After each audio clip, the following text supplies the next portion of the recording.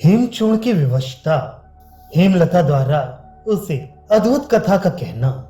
श्री हरतायन मुनि कहते हैं, हे नारद, इस प्रकार श्री दत्तात्रेय जी द्वारा कही हुई सत्संग की महिमा सुनकर परशुराम के चित्त को बड़ी प्रसन्नता हुई और उन्होंने पुनः प्रश्न किया, नाथ, आपने सत्संग को कल्याण का प्रधान कारण बताया, सो ठीक ही है।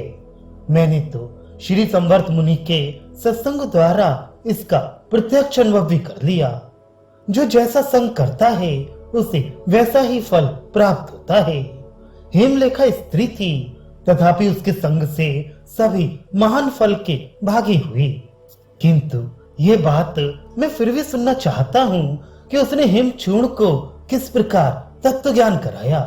दयानिधे, वह प्रसंग आप मुझे विस्तार से सुनाइए। परशुराम के इस प्रकार प्रश्न करने पर श्री दत्तात्रेय जी ने उनसे कहा, भृगुनंदन, सुनो, मैं तुम्हें वह परम पवित्र कथा सुनाता हूँ। हेमलता के वैसे वचन सुनकर हेमचूर्ण को विषय रसहीन से दिखाई देने लगे और उनमें रुचि न रहने के कारण वह उदास सा हो गया। विषय जनित वासनाएं तो उसमें चिरकाल से थी ही और उनका उसके चित्त पर अधिकार भी था, इसलिए अब वह उन्हें ना तो सहसा त्याग सकता था और ना रख ही सकता था। हेमलता ने उसे निरुत्तर कर दिया था, इसलिए वह राजकुमार बहुत लज्जित हो जाने के कारण अपनी प्रिय हेमलता से कुछ न कह सका। उसने कुछ दिन इसी प्रकार चिंताकुल रहते हुए निकाल दिए। जब विषय प्राप्त होते तो अपनी प्रिया की बातें याद करके वह अपनी भर्त्सना करते हुए भी वासनाओं के अधीन होने के कारण उन्हें भोग लेता। वासनाओं का वेग होने के कारण वह विषयों को देखते ही उनकी ओर खिंच तो जाता था, किंतु फिर अपनी प्रियतमा के कहे हुए दोषों का विचार आने पर उसका हृदय शोक से व्याकुल हो जाता और वह बार बार विषाद करने लगता। इस प्रकार उसका चित्त झोंका लेते हुए झूले के समान अस्थिर हो गया। अब उसे भोजन, वस्त्र, आभूषण, स्त्री, सवारी अथवा मित्र या सुहृद ये कोई भी सुखी नहीं कर पाते थे। वह निरंतर शोकमग्न रहता था, मानो उसकी सारी संपत्ति नष्ट हो गई हो। किंतु वासनाओं के अधीन होने के कारण वह सहसा सबको छोड़ नहीं सकता था। साथ ही विषयों में दोष दृष्टि युक्त होने के कारण उन्हें भोगने का भी साहस नहीं होता था। इस प्रकार जब हेमलता ने देखा कि वह शोकाकुल है तथा उसके मुख और नेत्र भी मलिन हो गए हैं, तो एक दिन उसने एकांत में मिलकर पूछा, नाथ, क्या कारण है आप पहले की तरह खूब प्रसन्न दिखाई नहीं देते? मैं आपको सदा शोक मग्न सा ही दिखती हूँ। आपकी ऐसी स्थिति क्यों है? क्या आपका शरीर रूप आत्मा सर्वदा किन्हीं रोगों से पीड़ित रहता है? विचारवान पुरुष भोगों में रोग की आशंका बताया करते हैं। शरीर वात, पित्त, कफ इन 3 दोषों से बना है, इसलिए इसमें इन दोषों की विषमता होनी संभव ही है। इसी से रोग प्रायः सभी शरीरों में व्यापे हुए हैं। इस दोष जनित विषमता को दूर रखना निश्चय ही बहुत कठिन है। ये दोष भोजन से, वस्त्र से, वाणी से, किसी वस्तु विशेष को देखने या छूने से तथा देश काल और क्रिया विशेष से और भी विषम हो जाते हैं। इसलिए इनकी उत्पत्ति का निमित्त सामान्य पुरुषों के लिए जानना बहुत कठिन होता है।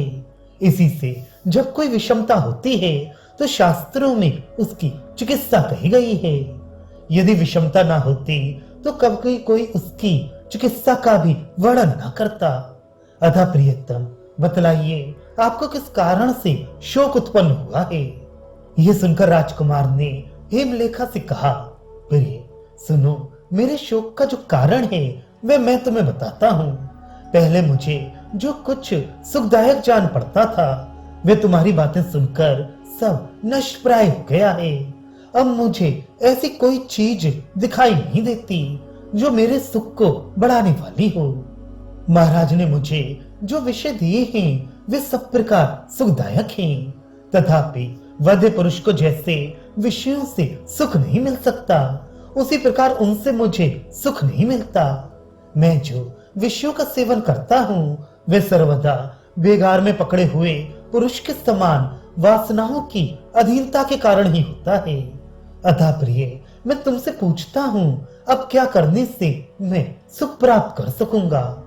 हेमचूड़ के इस प्रकार पूछने पर हेमलेखा ने मन ही मन में कहा, मेरा भाषण सुनकर सचमुच इन्हें खूब वैराग्य हो गया है। इनमें निश्चय ही निश्रेयस प्राप्ति का बीज है, तभी तो इनकी ऐसी अवस्था है। जिनके मुक्त होने की संभावना नहीं होती, उनमें इस प्रकार के वाक्य विन्यास से कभी अणु मात्र भी कोई अंतर नहीं पड़ता। चिरकाल तक आराधना किए जाने पर जिनके हृदय में विराजमान आत्म स्वरूपिणी भगवती त्रिपुरा प्रसन्न होती हैं, उन्हीं में ऐसी स्थिति पाई जाती है। तब उस महापंडिता ने इस प्रकार विचार कर अपने पांडित्य को छिपाते हुए कहा, अपने प्रियतम को बोध कराने की इच्छा से किसी अन्य की ओट लेकर कहा, राजकुमार सुनो, ये बात पहले मेरे साथ बीत चुकी है। पूर्व काल में मेरी माता ने खेलने के लिए मुझे एक सखी दी थी। वे स्वभाव से तो सती थी, किंतु किसी कुल्ठा की संगति में पड़ गई थी। उस कुल्ठा में अनेक प्रकार की आश्चर्यमय सृष्टि रचने की सामर्थ्य थी। वे मेरी माता को पता लगाए बिना ही मेरी सखी से मिल गई। मेरी सखी का उस दुराचारणी से बहुत अधिक संपर्क बढ़ गया और मुझे वह प्राणों से भी अधिक प्रिय थी। मैं सदा उसके अधीन ही रहती थी। उसे छोड़कर तो आधे क्षण के लिए भी मैं कहीं रह नहीं सकती थी। अपने पवित्र स्वभाव के कारण उसने मुझे अपने अधीन कर लिया था।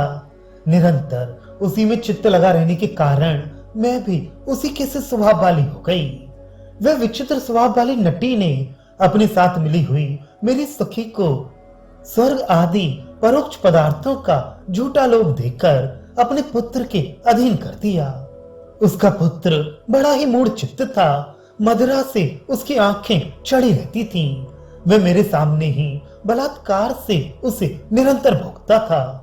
उसके द्वारा रात दिन अंग प्रत्यंगों के आक्रांत रहने और भोगे जाने पर भी वह कभी मुझे नहीं छोड़ती थी। इसलिए एक दिन तो बुद्धि से तादात्म्य में रहने के कारण जीवात्मा ने भी अपने को मोहग्रस्त मान लिया। तदनंतर उन दोनों के एक पुत्र उत्पन्न हुआ। वह अपने पिता मूढ़ के समान ही आकृति वाला था। वह तुरंत ही तरुण हो गया। उसका स्वभाव बड़ा चंचल था तथा वह अपने पिता की मूर्ता से और दादी के गुण से भी संपन्न था। मन में अपने पिता मोह का गुण जड़ता और अपनी दादी अविद्या का गुण विचित्र सृष्टि रचना रहते ही हैं। उनमें अनेक प्रकार के चित्र बनाने का सामर्थ्य भी आ गया। फिर शून्य नाम वाली दादी और मूढ़ नाम वाले पिता ने अपने उन अस्थिर नामक पुत्र को, जो स्वयं भी बहुत कुशल था, पढ़ा लिखा कर पक्का कर दिया। इससे उसे शीघ्र अति शीघ्र ऐसी गति प्राप्त हो गई जो किसी के द्वारा भी रोकी नहीं जा सकती थी। इस प्रकार मेरी सखी, जो बड़े निर्मल स्वभाव वाली और जन्म से सती ही थी, उस असती का संग पाकर अत्यंत मलिनता को प्राप्त हो गई। अपने असत स्वभाव प्रेमी और पुत्र का चिरकाल तक संग रहने से उसका उन्हीं में दृढ़ अनुराग हो गया। अतः क्रमशः मेरी सखी ने मुझसे प्रेम करना छोड़ दिया, किंतु मैं सरल स्वभाव की थी, इसलिए सहसा अपनी सखी का संग छोड़ने में समर्थ न हो सकी।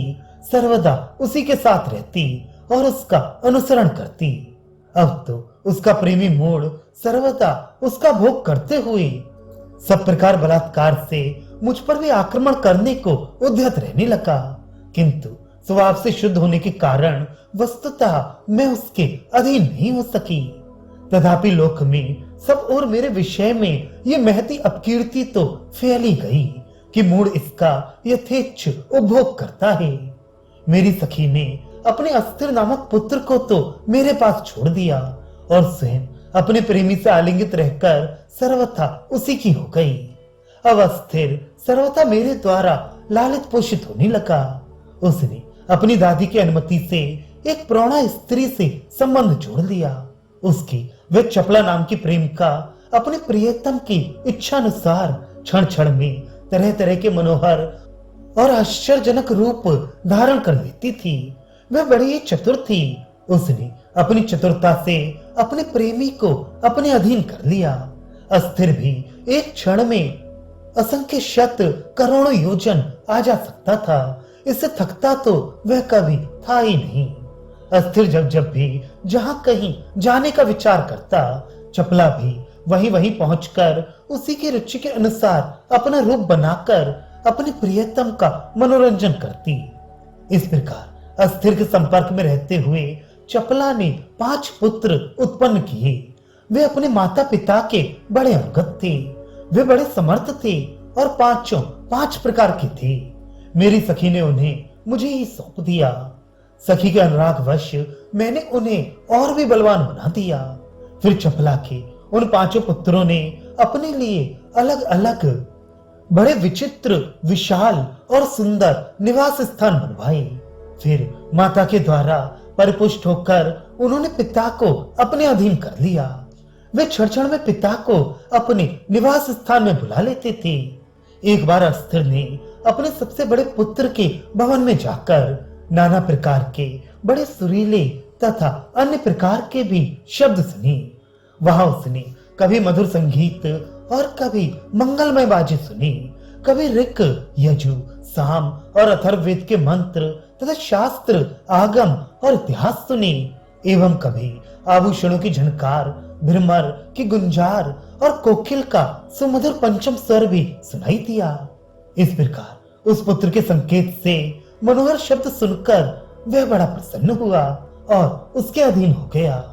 अब उसी पुत्र ने उसे दूसरा रंग दिखाया। उसने अपनी रुचि के विरुद्ध अनेकों कठोर और भयानक शब्द भी सुनी। सिंह आदि हिंसक पशुओं की गर्जना, बादल और बिजली की कड़कड़ाहट, ब्रह्मांड का भयंकर स्फोट, गर्भ स्राव का क्रंदन तथा शोकाकुलों का प्रलाप आदि विचित्र शब्द सुनकर वह बड़ा चकित हुआ। इसी प्रकार और भी बहुत से शब्द सुनी। एक बार दूसरे पुत्र के ले जाने से वह उसके घर भी गया। वहां उसने कोमल स्पर्श वाले सुंदर आसन, शयन, बिछौने और वस्त्र देखे। इसी प्रकार कठिन, शीत और उष्ण स्पर्श वाली वस्तुएं भी देखी। कई वस्तुएं ऐसी भी थीं जिनका स्पर्श न अधिक उष्ण था न शीत। इस प्रकार तरह तरह की वस्तुएं देखकर अनुकूलों से उसे हर्ष हुआ और प्रतिकूलों से विषाद। फिर उस अस्थिर ने तीसरे पुत्र के भवन में जाकर वहां अनेक रंगों के सुंदर सुंदर आकार वाले पदार्थ देखे। वे पदार्थ लाल, सफेद, पीले, नीले, हरे, भूरे, धूमिल, मटियाले, सुनहरे, काले और चितकबरे इत्यादि अनेकों रंगों तथा स्थूल, कृष्ण, अणु, दीर्घ, चौड़े, गोल आदि अनेकों आकारों के थे। कोई गोलार्ध और कोई दीर्घ गोलाकार थे। कोई देखने में सुंदर और कोई भयानक जान पड़ती थी। इसी प्रकार कोई घृणा के योग्य, कोई तेजोमय, कोई उग्र और कोई अंधकार रूप थे। जहां दृष्टि काम नहीं करती थी उनमें से कोई हितकर और कोई अहित रूप जान पड़ता था। इस प्रकार जब पिता अस्थिर तरह तरह के पदार्थ देख रहा था, तब चौथा पुत्र उसे अपने विचित्र भवन में ले गया। वहां क्रमशः अनेकों पुष्प और फल उसके दृष्टिगोचर हुए। उसने अनेकों सरस पेय, लेह, चौष्य और भक्ष्य पदार्थों का आस्वादन किया। उनमें कोई अमृत के समान मधुर, कोई खट्टे रस वाले, कोई कड़वे, कोई चरपरे और कोई कसेले थे। कोई नमकीन, कोई खट्टे मीठे, कोई कड़वे, खट्टे और नमकीन 3 रस वाले और कोई कटु और तिक्त थे। इस प्रकार जब वह अनेकों प्रकार के रसों वाले विभिन्न पदार्थों का अपने पुत्र के साथ आस्वादन कर रहा था, उसी समय उसका अंतिम पुत्र उसे अपने अत्यंत विचित्र स्थान में ले गया। वहां भी उसे अनेकों पुष्प और फल मिले। वहां उसने सबुर वनस्पति, औषधि और अन्य वस्तुओं का भी अनुभव किया। उनमें कोई अच्छी गंध वाली, कोई दुर्गंध युक्त, कोई भीनी गंध वाली और कोई उग्र गंध युक्त थी। किन्हीं की गंध मुग्ध कर देने वाली, किन्हीं की सचेत करने वाली और किन्हीं की मूर्छित कर देने वाली थी। इस प्रकार अनेकों विचित्र पदार्थ अनुभव किए। पुत्रों के भवनों में इसी तरह आते जाते वे कहीं तो हितकारी वस्तुएं मिलने पर उन्हीं में रम जाता और कहीं अहितकर पदार्थ मिलने पर ऊबने लगता। अतः वे बराबर अपने पुत्रों के भवनों की ओर आने जाने में ही लगा रहता था। वे पुत्र बड़े प्रतिभक्त थे, अतः पिता को साथ लिए बिना उन विचित्र विषयों में से कभी किसी को थोड़ा सा भी छूते तक नहीं थे, किंतु अस्थिर उन अनेकों विषयों को पुत्रों के भवनों में भोगता और उनमें से कुछ को गुप्त रूप से चुराकर अपने घर ले आता। महापुत्रों के बिना एकांत में अपनी पत्नी चपला के साथ नित्य ही उन्हें खूब भोगता। कुछ काल बीतने पर चपला की एक बहन महाशना ने उस अस्थिर को अपने मनोनुकूल देखकर पति रूप से वरण कर लिया। अस्थिर की भी अब उसमें अत्यंत आसक्ति हो गई और वह उसी की प्रसन्नता के लिए सर्वदा तरह तरह के भोग लाने में तत्पर रहने लगा। वह जो कुछ लाता उसे क्षण मात्र में ही चट करके वह पुनः भोगाकांक्षा से व्याकुल हो जाती और अपने प्रियतम को सर्वदा नए नए भोग लाने के लिए प्रेरित करती रहती तथा वह भी सदा उन्हें लाने की ही ताक में लगा रहता। पांचों पुत्र तरह तरह के भोग लाते और पति भी खूब पेट भरता रहता, किंतु महाशना एक क्षण में सबको सुहा करके भूख से व्याकुल ही बनी रहती। वह सर्वदा अपने प्रेमी और पुत्रों को भोग लाने में ही जोतती रहती। फिर कुछ समय में ही उसके दो पुत्र हुए। उन्हें बड़ा था ज्वालामुख और छोटा था निंदव्रत। वे दोनों पुत्र अपनी मां के बड़े ही लाडले थे। अस्थिर महाशना में अत्यंत आसक्त होकर जब उसका आलिंगन करता तो कभी तो ज्वालामुख की ज्वालाओं से सारा शरीर व्याप्त हो जाने के कारण अत्यंत पीड़ित होता और उसे गहरी मूर्छा हो जाती तथा कभी प्रिय पुत्र निंदव्रत का संपर्क होने पर सबकी निंदा का पात्र बनकर मृतक तुल्य हो जाता। इस प्रकार अस्थिर सर्वदा केवल दुख भोग में ही डूबा रहने लगा। तब स्वभाव से ही सती मेरी सखी का भी अपने पुत्र अस्थिर में अत्यंत स्नेह होने के कारण उससे तादात्म्य हो गया, अतः उसके दुख से वह भी दुखाक्रांत हो गई। क्रमशः निंदव्रत और ज्वालामुख से भी उसका संपर्क बढ़ा और उन पौत्रों के संस्पर्श से उसे जो दहा और लोक निंदा मिली उससे वह मृतपाय हो गई। मैं तो सदा उसी के अनुरूप रहती थी, अतः प्रियतम उसी के साथ मानो मैं भी लुप्त हो गई। इस प्रकार अनेकों वर्षों तक मैं अपनी सखी के दुख से दुखित रही। इधर अस्थिर महाशना के जाल में फंसकर बिल्कुल पराधीन हो गया। किसी कर्मवश एक दिन वह 10 द्वार वाले एक नगर में जा पहुंचा। उसमें वह महाशना सहित अपनी माता और पुत्र आदि के साथ रहने लगा। वहां रहकर वह पाना तो सुख चाहता था, परंतु रात दिन भोगना पड़ता था उसे दुख ही। अपने 2 प्रिय पुत्रों के द्वारा नित्य प्रति इधर उधर आकर्षित होकर उसे सर्वांग में दहा और लोक निंदा का सामना करना पड़ता तथा दूसरे पुत्रों के 5 निवास स्थानों में जाने आने से अत्यंत थकान हो जाती। सुख उसे कभी नहीं मिल पाता था। इस प्रकार पुत्र के दुख से मेरी सखी भी अत्यंत दुखित होकर मूर्छित सी हो गई। इस तरह अपने पुत्र ज्वालामुख और निंदव्रत के साथ वह महाशना उस पुर में रहने लगी।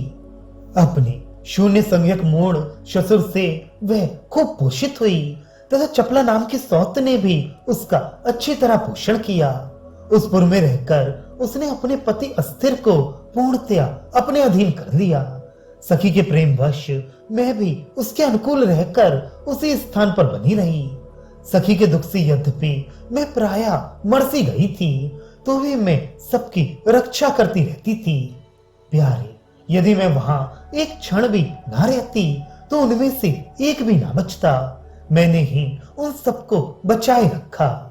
मैं शून्य के संपर्क से शून्य रूप, मूड के संग से मूड रूप, अस्थिर के साथ से अस्थिर स्वरूप, चपला के सहवास से चपलता रूप, ज्वालामुख के कारण ज्वलन रूप और निंद व्रत के तारतम्य से तद्रूप हो गई थी।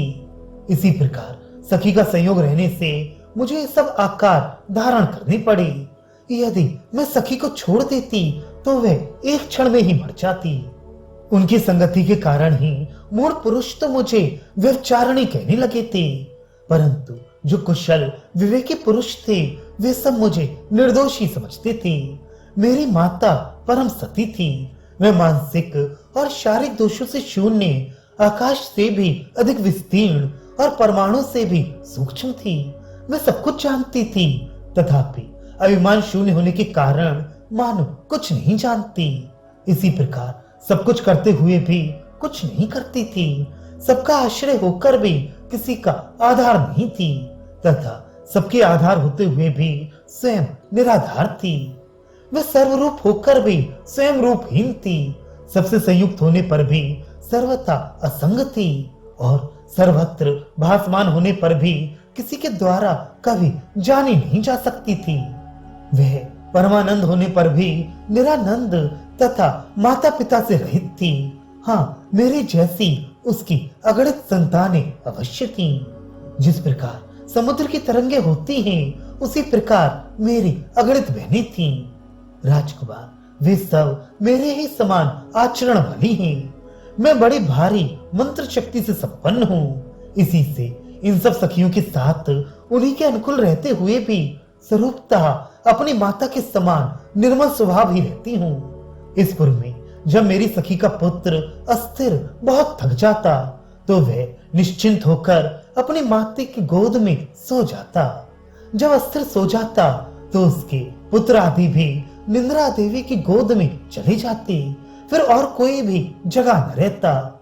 इस समय अस्थिर का प्रचार नामक प्रिय सखा पूर्व के दोनों द्वारों में आते जाते इस नगर की रक्षा करता। अस्थिर की माता मेरी सखी भी अपने पुत्र के साथ निंद्रा के वशीभूत हो जाती। उस अवस्था में उसकी सखी, जो उसकी असत स्वभाव वाली सास भी थी, अपने पुत्र के सहित उन सबको आच्छादित करके उनकी रक्षा करती थी। इस प्रकार जब सब सो जाते तो मैं अपनी माता के पास जाती और चिरकाल तक उसका आलिंगन पाकर आनंद मग्न हो जाती थी। फिर जब वे सब उठते तो नित्य प्रति तुरंत ही मैं भी उनसे तादात्म्य स्थापित कर लेती। अस्थिर का जो ये महाबली प्रचार नामक सखा था, वह नित्य प्रति अस्थिर आदि सभी परिवार का पोषण करता था। वे एक ही अनेक रूप होकर उस नगर और नगर निवासियों में व्याप्त हो जाता, नित्य प्रति सबकी रक्षा करता और सबका अपने अपने विषयों से संपर्क कराता। उसके बिना तो वे सब इसी प्रकार छिन्न भिन्न होकर सर्वथा नष्ट हो जाते, जैसे माला में प्रेय हुए मन के तागा न रहने पर बिखर जाती हैं। मेरे साथ मिलकर वे प्रचार ही सबके साथ उस पुर का सहयोग कराता है, तथा मेरे द्वारा अनुप्राणित होकर वही उस पुर में सबको प्रेरित करने वाला प्रधान सूत्रधार है। जब वह नगर बहुत जीर्ण हो जाता है तो वही उन सबको तुरंत दूसरे नगर में ले जाता है।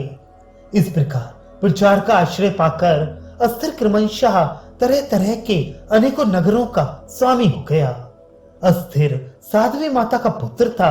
उसे महाबली प्रचार का आश्रय प्राप्त था और मेरे द्वारा भी उसका पोषण होता था, तथापि वह सब प्रकार दुख का ही भागी रहा। उसका चपला और महाशना दो पत्नियों से समागम रहा, तथा ज्वालामुख और निंद्यव्रत, इंद्र एवं अन्य 5 पुत्रों के द्वारा सब ओर उसकी खींचतान रही। इससे उसका हृदय अत्यंत क्लेश में डूबा रहा। सुख तो लेश मात्र भी उसे नहीं मिला।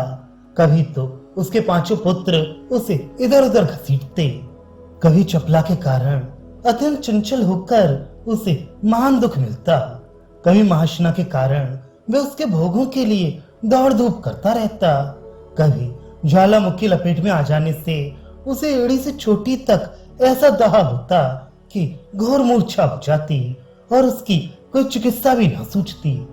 कभी निंद व्रत का संपर्क होने पर दूसरों के द्वारा उसे निंदा और अपमान सहने पड़ते, जिनके कारण शोकाकुल होकर वह अपने को मृतक तुल्य ही समझता। उन दुष्ट पत्नी और पुत्रों के साथ वह दुष्ट कुल में उत्पन्न हुआ, अस्थिर पत्नी और पुत्रों से घिरा तथा सर्वथा उन्हीं के द्वारा ले जाया जाता। अनेकों प्रकार की ऊंच नीच पुरियों में रहा। कभी वह वनों से व्याप्त एवं मांसभक्षी जीवों से पूर्ण भूमियों में, कभी अत्यंत तप्त और कभी शीत से ठुठरा देने वाले प्रदेशों में, तथा कभी गंदी नालियों और कभी घोर अंधकार में भटकता रहा। इस प्रकार दुसंग में पड़ी मेरी सखी अपने पुत्र अस्थिर के अत्यंत दुख से आतुर होने पर स्वयं भी सर्वदा दुख विमूढ़ रहने लगी। प्रियतम, मैं यद्यपि स्वभाव से तो शुद्ध थी, परंतु उसके कुटुंब की अनुगामिनी होने के कारण उसके साथ व्यर्थ ही अत्यंत मूढ़ सी हो गई।